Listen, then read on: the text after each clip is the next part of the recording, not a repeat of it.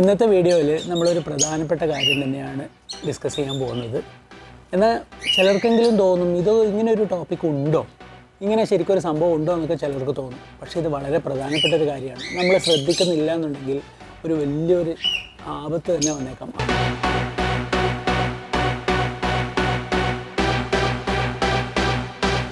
ആപത്ത് എന്ന് വെച്ചാൽ നമ്മുടെ ടാങ്കിനകത്ത് ഒരു ഒരു കംപ്ലീറ്റ് ഡിസ്ട്രക്ഷൻ സംഭവിച്ചേക്കാം എന്നാണ് ഞാൻ ആപത്തുകൊണ്ട് ഉദ്ദേശിച്ചത്. അങ്ങനെ ഒരു ഡിസ്ട്രക്ഷൻ സംഭവിച്ചാൽ നമ്മുടെ പോക്കറ്റിനും പ്രശ്നമാണ്, നമ്മുടെ ബിസിനസ്സിനെ തന്നെ ബാധിക്കുന്ന, അല്ലെങ്കിൽ നമ്മുടെ ഹോബിയെ തന്നെ ബാധിക്കുന്ന ഒരു കാര്യമാണ് നമ്മുടെ ടാങ്കിനകത്ത് വരുന്ന പ്രശ്നങ്ങൾ. ഞാൻ പലപ്പോഴും പറയാറുണ്ട്, നമ്മൾ വളരെ ശ്രദ്ധിച്ച് കുറച്ച് സമയമെങ്കിലും നമ്മൾ നമ്മുടെ ഈ ടാങ്കിൻ്റെ കൂടെ ചിലവഴിക്കണം. എന്നാൽ മാത്രമേ നമുക്ക് അതിനകത്ത് വരുന്ന ചെറിയ ചെറിയ കാര്യങ്ങൾ പോലും നോട്ട് ചെയ്യാൻ പറ്റുള്ളൂ.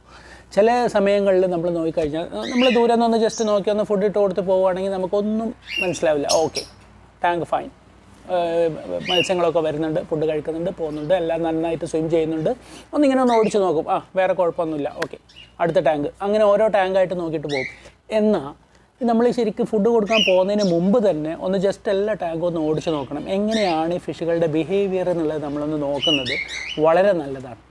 കാരണം എന്താണെന്ന് വെച്ചാൽ, പലപ്പോഴും നമ്മൾ ശ്രദ്ധിക്കാതെ പോകുന്ന ഒരു പോയിൻ്റാണ് ഞാൻ ഇന്ന് പറയാൻ പോകുന്നത്. അതായത് സർഫസ് സ്വിമ്മിങ്.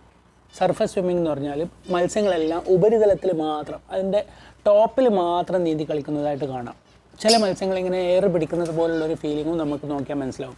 എയർ പിടിക്കുക എന്ന് പറഞ്ഞാൽ നമ്മുടെ ഈ ബെറ്റാ ഫിഷ് ഇടയിൽ ഇങ്ങനെ ഒന്ന് ചെയ്യാറില്ലേ, അതുപോലെ ഒരിക്കലും ചെയ്യാത്ത മത്സ്യമാണ് ഗപ്പി. ഗപ്പികൾക്ക് അറ്റ്മോസ്ഫറിക് ഓക്സിജൻ എടുക്കാനുള്ള കഴിവും ഇല്ല, എടുക്കുകയില്ല. എന്നാൽ ചിലരൊക്കെ പറയുന്നുണ്ട് എടുക്കുന്നൊക്കെ. നമ്മൾ അതിന് തർക്കത്തിനൊന്നുമില്ല. നമ്മളെ ഒരു ലിമിറ്റഡ് അറിവ് വെച്ചിട്ടാണ് പറയുന്നത്. ഈ ഗപ്പി എന്ന് പറഞ്ഞ മത്സ്യങ്ങൾ ഈ ലാബ്രിന്ത് പോലുള്ള ഓർഗനൊന്നും ഇല്ല, അറ്റ്മോസ്ഫറിക് ഓക്സിജൻ എടുക്കാൻ പറ്റില്ല.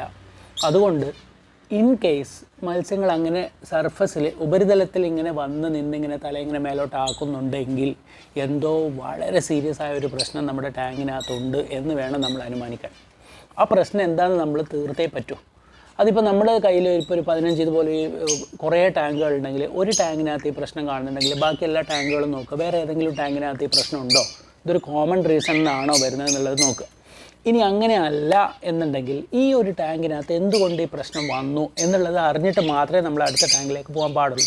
അപ്പോൾ നമ്മൾ ജനറലായിട്ട് നോക്കുകയാണെങ്കിൽ 4 കാര്യങ്ങൾ കൊണ്ടാണ് ഇങ്ങനെയുള്ള പ്രശ്നങ്ങൾ പൊതുവേ കാണപ്പെടുന്നത്. ഈ 4 കാര്യങ്ങൾക്കകത്ത് തന്നെ ഒരുപാട് ഇങ്ങനെ വീണ്ടും നമുക്ക് ആ കാര്യങ്ങളെ ഡിവൈഡ് ചെയ്ത് കൊണ്ടുപോകാൻ പറ്റും. അങ്ങനെ നോക്കിക്കഴിഞ്ഞാൽ ഒരുപാട് റീസണുകളുണ്ട്. പക്ഷേ നമ്മൾ ജനറലായിട്ട് ഫസ്റ്റ് സ്റ്റെപ്പിൽ നമ്മൾ പറയുന്നത് 4 കാരണങ്ങളാണ്. അപ്പോൾ ഈ സർഫസിലേക്കാണല്ലോ വരുന്നത്. സർഫസിന് മേലെ എന്താ ഉള്ളത്? എയർ. അപ്പം ഫസ്റ്റ് പ്രോബ്ലം എയറാണ്. ഫസ്റ്റ് പ്രോബ്ലം എന്ന് പറഞ്ഞാൽ നമ്മുടെ ടാങ്കിനകത്ത് ഡിസോൾവ്ഡ് ഓക്സിജൻ കണ്ടൻറ്റ് കുറയുന്നു എന്ന് വേണം നമ്മൾ അനുമാനിക്കാൻ. ഡിസോൾവ്ഡ് ഓക്സിജൻ കണ്ടൻറ്റ് കുറയുകയാണെന്നുണ്ടെങ്കിൽ, അതായത് വെള്ളത്തിൽ അലിഞ്ഞു ചേർന്നിട്ടുള്ള ഈ ഓക്സിജൻ്റെ അളവ് കുറഞ്ഞു പോയാൽ മത്സ്യങ്ങൾ സർഫസിലേക്ക് വരും. കാരണം അവർക്കറിയാം മേലെയാണ് ഓക്സിജൻ ഉള്ളതെന്ന്. അപ്പോൾ ഈ സർഫസിലേക്കാണ് ഫസ്റ്റ് അറ്റ്മോസ്ഫറിക് ഓക്സിജൻ ലയിച്ച് ചേരുന്നത്. അപ്പോൾ ആ ഒരു ലെയറിൽ കൂടുതൽ ഓക്സിജൻ ഉണ്ടാവാം എന്നുള്ള ഒരു നിഗമനത്തിലാണ് ഫിഷുകൾ ആ ഭാഗത്തേക്ക് എത്തുന്നത്. കാരണം അവരാണ് കണ്ടിന്യൂസ് ശ്വസിക്കുന്നത്. നമ്മൾ പുറത്തുനിന്ന് നോക്കുന്ന, ഞാൻ പറഞ്ഞതുപോലെ തന്നെ ബാക്ക്ഗ്രൗണ്ട് മ്യൂസിക് അടിച്ചു പൊളിക്കുവാണ് പക്ഷികളെല്ലാം കൂടെ ചേർന്ന്. നമ്മൾ ബാക്ക്ഗ്രൗണ്ട് മ്യൂസിക് ഇടയിൽ മാറ്റുമ്പോൾ ചില സബ്സ്ക്രൈബേഴ്സ് പറയും, അയ്യോ ഹൊറിബിൾ മ്യൂസിക്കാണ്, ഇതൊന്ന് മാറ്റാവുമോ എന്ന് ചോദിച്ചാൽ ഒരു സബ്സ്ക്രൈബർ വല്ലാതെ ദേഷ്യപ്പെട്ടു. അതിനുശേഷം ആ മ്യൂസിക് മാറ്റി വേറൊരു മ്യൂസിക് ഇട്ടപ്പോൾ ഒരു സബ്സ്ക്രൈബർ പറഞ്ഞു, ഇതെന്തോ ശോകഗാനം പോലെ ഉണ്ടല്ലോ. ഇന്നലെ നമ്മുടെ ബാക്ക്ഗ്രൗണ്ട് മ്യൂസിക്കിന് കുറച്ച് പേര് പറഞ്ഞു വെരി ഗുഡ്, നല്ല മ്യൂസിക്, സൂപ്പർ എന്നൊക്കെ. കുറച്ച് പേര് പറഞ്ഞു, കുറച്ച് പേരല്ല, ഒരാൾ പറഞ്ഞു ഈ മ്യൂസിക് തീരെ പോരാ, ഇത് ഭയങ്കര ഹൊറിബിൾ മ്യൂസിക്കാണെന്ന്. അപ്പോൾ ഇപ്പോൾ എൻ്റെ ഒരു ഉദ്ദേശം എന്താ അറിയോ, നാച്ചുറൽ മ്യൂസിക്. ഇതിനാരും പരാതി പറഞ്ഞിട്ട് കാര്യമില്ല. ഈ മ്യൂസിക് വേണ്ടാന്നുണ്ടെങ്കിൽ ഞാൻ ഈ ടാങ്കുകളെല്ലാം എടുത്ത് വേറെ സ്ഥലത്ത് പോകേണ്ടി വരും. ഇല്ലെങ്കിൽ ഞാൻ വേറെ സ്ഥലത്ത് പോയി ഇരുന്ന് വീഡിയോ ചെയ്യേണ്ടി വരും. അത് മാത്രമേ ഒരു വഴിയുള്ളൂ. അതുകൊണ്ട് നാച്ചുറൽ മ്യൂസിക് ആസ്വദിച്ചുകൊണ്ട് നമുക്കിനി വീഡിയോയിലൂടെ കാണാം. ഓക്കെ, അപ്പോൾ നമ്മൾ പറഞ്ഞു വന്നത് എന്താണ്, എന്തുകൊണ്ടാണ് ഇത് സംഭവിക്കുന്നത് എന്നുള്ളത് നമ്മൾ നോക്കുകയാണെങ്കിൽ, ആ സർഫസ് സ്വിമ്മിങ്ങിൻ്റെ കാരണങ്ങൾ ഒന്നാമത് എയറാണ്, അതായത് ലാക്ക് ഓഫ് ഓക്സിജൻ. 2 വാട്ടർ പാരാമീറ്റേഴ്സാണ്. കാരണം ഫിഷുകൾ ഉള്ളത് വെള്ളത്തിലാണ്. അപ്പോൾ വെള്ളത്തിൻ്റെ ക്വാളിറ്റി ആണ് മെയിൻ. മൂന്നാമതായിട്ടാണ് പറയുന്നത്, വല്ല വിധത്തിലുള്ള രോഗങ്ങളുണ്ടെങ്കിൽ ഈ ഫിഷുകൾ സർഫസിലേക്ക് വരാം. ഞാനൊരിക്കൽ ഗപ്പി ഡാൻസിനെ കുറിച്ചുള്ള വീഡിയോ ഇട്ടായിരുന്നു. അതിൽ കണ്ടിട്ടുണ്ടോ? ഗപ്പി മേലെ വന്നാണ് ഇങ്ങനെ ആടുന്നത്. അപ്പോൾ വല്ല വിധത്തിലുള്ള രോഗങ്ങൾ, അതാണ് മൂന്നാമത്തെ കാരണം. നാലാമത്തെ കാരണമായിട്ട് നമുക്ക് പറയാവുന്നതാണ് ഫിഷ് ബുള്ളിയിങ്ങിനെ കുറിച്ച് ഞാനൊരു വീഡിയോ ഇട്ടിട്ടുണ്ട്. ഓക്കെ, അപ്പോൾ ഈ സ്ട്രെസ്സ് കൊണ്ട് ഫിഷ് മേലെ വരില്ല, അതുകൊണ്ട് സ്ട്രെസ് ഇപ്പോൾ പറയണ്ട. അപ്പോൾ ഈ 4 കാരണങ്ങൾ കൊണ്ടാണ് പൊതുവേ മത്സ്യങ്ങൾ ഉപരിതലത്തിലേക്ക് വന്ന് നീന്തുന്നത്. അപ്പോൾ നമുക്ക് ഒന്നാമത്തെ റീസണായ ഓക്സിജൻ കണ്ടൻറ്റ്, അതിൻ്റെ കാര്യം എടുക്കാം. എന്തുകൊണ്ടൊക്കെ ആയിരിക്കാം ഓക്സിജൻ കണ്ടൻറ്റ് വെള്ളത്തിൽ കുറയുന്നത്? ഓക്സിജൻ കണ്ടൻറ്റ് വെള്ളത്തിൽ കുറയാനുള്ള മെയിൻ കാരണം എന്താണ്?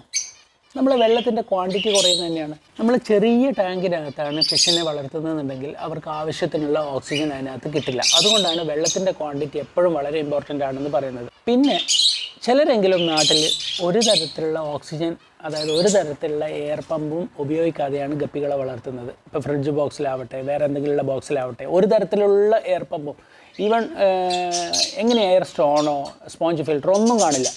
അപ്പോൾ ആ വാട്ടർ മൂവ്മെൻറ്റ് കുറയും. സ്റ്റാഗ്നൻ്റ് വാട്ടർ, അതായത് അനക്കം ഇല്ലാത്ത വെള്ളത്തിൽ എപ്പോഴും ഓക്സിജൻ കണ്ടൻറ്റ് കുറവായിരിക്കും. വെള്ളം സർഫസ് അനങ്ങിക്കൊണ്ടിരുന്നാൽ മാത്രമേ ഓക്സിജൻ കണ്ടൻറ്റ് കൂടുള്ളൂ. അപ്പോൾ അതാണ് ഓക്സിജൻ കണ്ടൻറ്റ് കുറയാനുള്ള വേറൊരു റീസൺ. ഇനി മറ്റൊരു റീസണാണ് നമ്മുടെ ടാങ്കിനകത്ത് കൂടുതൽ ഫിഷുകളുണ്ട് എന്നുള്ളത്. ക്രൗഡിങ്, അതും നമ്മുടെ വീഡിയോ ഉണ്ട്. ഓവർ ക്രൗഡിങ് എന്ന് പറയാം. നമ്മൾ തിങ്ങി നിറഞ്ഞു പോയി കഴിഞ്ഞാലും അതിനുള്ള ഓക്സിജൻ ഓൾറെഡി ഫിഷുകൾ എടുത്തു കഴിഞ്ഞു, പിന്നെ ബാക്കി ഫിഷുകൾക്ക് കംപ്ലീറ്റ് ആയിട്ട് ഓക്സിജൻ കിട്ടുന്നില്ല. അപ്പോൾ അങ്ങനെയും ഓക്സിജൻ കണ്ടൻറ്റ് കുറയാം ഓവർ ക്രൗഡിങ്ങിനകത്ത്. പിന്നെ ഗപ്പികളെ സംബന്ധിച്ചിടത്തോളം ഗപ്പികൾക്ക് എപ്പോഴും സർഫസ് ഏരിയ ആണ് കൂടുതൽ വേണ്ടത്.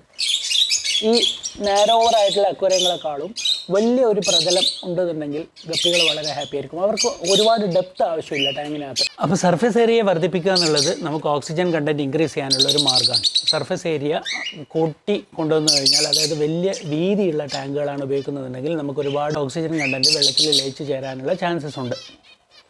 പിന്നെ രണ്ടാമതായി നമ്മൾ ഇപ്പോൾ ഞാൻ റീസൺ പറയുന്നതിൻ്റെ കൂടെ തന്നെ അതിൻ്റെ പ്രതിവിധിയും കൂടെ പറഞ്ഞു പോവാണ്. അതാണ് നമുക്ക് എളുപ്പമായിട്ട് ചെയ്യാൻ പറ്റുന്നത്. പിന്നെ രണ്ടാമതായിട്ട് നമ്മൾ പറഞ്ഞ റീസണാണ് വാട്ടർ പാരാമീറ്റേഴ്സ്. വാട്ടർ പാരാമീറ്റേഴ്സ് പറയുമ്പോൾ നമുക്ക് ആദ്യം തന്നെ വെള്ളത്തിൻ്റെ ടെമ്പറേച്ചർ പറയാം. വെള്ളത്തിൻ്റെ ടെമ്പറേച്ചറിൽ വരുന്ന മാറ്റങ്ങൾ ഗപ്പികളെ വല്ലാതെ സ്വാധീനിക്കുന്നുണ്ട്. ഇപ്പോൾ വെള്ളം വളരെ തണുപ്പാണെന്നുണ്ടെങ്കിൽ, ഇപ്പോൾ ഈ തണുപ്പ് കാലത്ത് ആണ് തണുപ്പ് കാലത്തിലൂടെയാണ് നമ്മൾ പോയിക്കൊണ്ടിരിക്കുന്നത്. അപ്പോൾ ഈ തണുപ്പ് കാലത്ത് ഗപ്പികളുടെ പൊതുവേ ആക്ടിവിറ്റീസ് എല്ലാം സ്ലോ ആയിരിക്കും.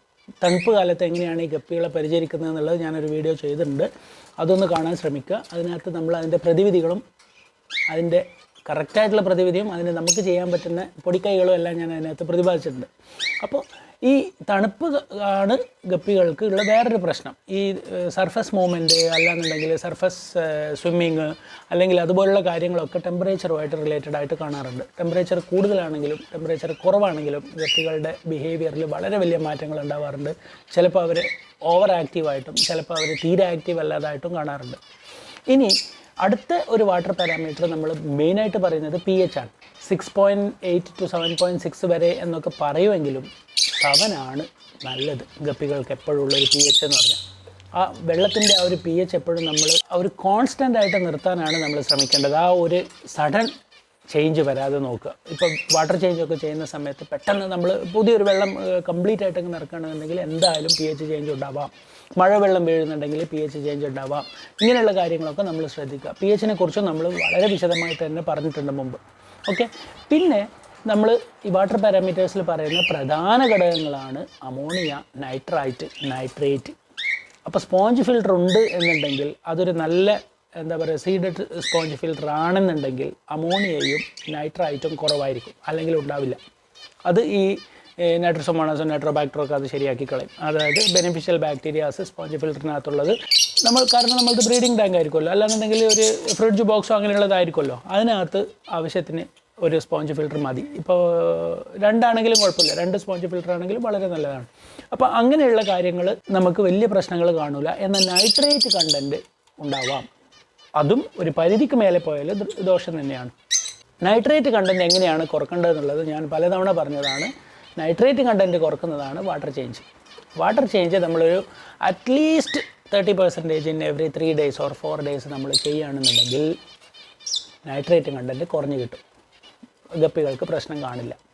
അപ്പോൾ ഇതാണ് വാട്ടർ പാരാമീറ്റേഴ്സിൽ നമ്മൾ ശ്രദ്ധിക്കാൻ പറ്റുന്ന കാര്യങ്ങൾ. പിന്നെയാണ് ഡിസീസസ്. ഇങ്ങനെ ഈ ഗപ്പികൾക്ക് ഈ മൂവ്മെൻറ്റിൽ എന്തെങ്കിലും പ്രശ്നം നമുക്ക് ഫീൽ ചെയ്യുന്നുണ്ടെങ്കിൽ, എന്തെങ്കിലും തരത്തിലുള്ള അസുഖങ്ങൾ വരുന്നുണ്ടോ എന്നുള്ളത് നമ്മൾ മുൻകൂട്ടി കാണണം. മുൻകൂട്ടി കാണണം എന്ന് വെച്ചാൽ നമുക്കത് പറയാൻ പറ്റണം, ഇത് ഈ ഒരു ബിഹേവിയർ പ്രശ്നം ഈ ഇന്ന അസുഖം കൊണ്ടാണെന്നുള്ളത്. അത് എക്സ്പീരിയൻസിലൂടെ വരുന്ന കാര്യമാണ്. പിന്നെ ഒരുപാട് എന്താ പറയുക, ഈ ഡിസീസിന് പിന്നെ ഒരുപാട് ഈ രോഗങ്ങളെക്കുറിച്ചുള്ള വീഡിയോസൊക്കെ കണ്ടു കഴിഞ്ഞാൽ തന്നെ കുറച്ചൊരു ഐഡിയാസൊക്കെ കിട്ടും. പിന്നെ നമുക്ക് പറയാൻ പറ്റുന്ന ഒരു കാരണമാണ് ബുള്ളിയിങ്. ഇപ്പോൾ ഗപ്പികൾ തമ്മിൽ ആക്രമിക്കുക, അല്ലെങ്കിൽ ഈ മെയിൽ ഗപ്പി ഫീമെയിൽ ഗപ്പിയെ തുരത്തിക്കൊണ്ടിരിക്കുക, നേരെ തിരിച്ചുകൊണ്ട് ഫീമെയിൽ മെയിലിനെ ഓടിക്കുന്ന സംഭവങ്ങളുണ്ട്. അങ്ങനെയൊക്കെയുള്ള സമയത്ത് ഇത് മേലെ ഏതെങ്കിലും ഒരു മൂലയിൽ പോയി നിൽക്കാനും ചാൻസസ് ഉണ്ട്. ആ മേലയിൽ കൂടെ നീന്തി നടക്കുന്ന ഒരു സ്വഭാവം കാണാറില്ല, എന്നാലും ഒരു മേലെയാണ് ഈ ഒരു ബുള്ളിയിങ്ങിന് വരുന്ന ഗപ്പികൾ എപ്പോഴും മേലോട്ട്, അതായത് ചാടാനുള്ളൊരു ടെൻഡൻസിയാണ്. ഗപ്പികൾ പുറത്തേക്ക് ചാടുന്നത് ഒരു വേറെ തന്നെ സംഭവമാണ്. പലപ്പോഴും ഗപ്പികൾ പുറത്ത് ചാടി ചത്തുപോയ കേസുകൾ ഉണ്ടാവാറുണ്ട്. ഇവിടെ ഉണ്ടായിട്ടുണ്ട്, ഞാൻ സബ്സ്ക്രൈബേഴ്സിൻ്റെ അടുത്തും കേട്ടിട്ടുണ്ട്. അപ്പോൾ ഇത്രയൊക്കെ കാര്യങ്ങളാണ് നമ്മൾ ഈ ഒരു സർഫസ് സ്വിമ്മിങ്ങിൽ ശ്രദ്ധിക്കാനുള്ളത്. ഇനി സഡൻലി നമ്മുടെ ഏതെങ്കിലും ഒരു ടാങ്കിനകത്ത് നമ്മൾ സർഫസ് സ്വിമ്മിങ് കാണുകയാണ്, എന്ത് ചെയ്യാം? പൊടിക്കൈ ഒറ്റമൂലി എന്ന് പറയുന്നത് എന്താണ്? വാട്ടർ ചേഞ്ച് തന്നെയാണ്.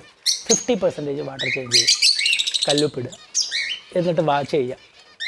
എയറേഷൻ ഉണ്ടെന്നുണ്ടെങ്കിൽ ഇൻക്രീസ് ചെയ്ത് കൊടുക്കുക. എയറേഷൻ ഇല്ല എന്നുണ്ടെങ്കിൽ ഒരു എയർ സ്റ്റോണിങ്ങോ അല്ലെങ്കിൽ ഒരു സ്പോഞ്ച് ഫിൽറ്ററിങ്ങിൽ ഇടാൻ കഴിയുമോ എന്ന് ശ്രദ്ധിക്കുക. പിന്നെ കുറച്ച് വാട്ടർ പ്ലാന്റ്സ് വെക്കാൻ പറ്റുമോ എന്ന് നോക്കുക. ഇങ്ങനെയൊക്കെയുള്ള ചെറിയ പൊടിക്കൈകളൊക്കെ ചെയ്യുകയാണെന്നുണ്ടെങ്കിൽ നമുക്ക് ഈ ഒരു പ്രശ്നം സോൾവ് ചെയ്യാൻ പറ്റും. നമ്മളിത് മൈൻഡ് ചെയ്യാതെ വിടുകയാണെന്നുണ്ടെങ്കിൽ ഇത് ഞാൻ ആദ്യം പറഞ്ഞതുപോലെ വലിയൊരു ഡിസാസ്റ്ററിലേക്ക്, ഒരു വലിയ ആപത്തിലേക്ക് എത്താനും ഈ ഒരു ചെറിയ കാരണം മതി. ഓക്കെ, ഗപ്പികളിലെ ഈ സർഫസ് സ്വിമ്മിങ് എന്താണെന്നും അതിൻ്റെ റീസണും അതിനുള്ള പ്രതിവിധികളുമാണ് നമ്മൾ ഇന്ന് കണ്ടത്. ഇനി നമുക്ക് നല്ലൊരു വീഡിയോ ആയിട്ട് നാളെ കാണാം. Bye bye.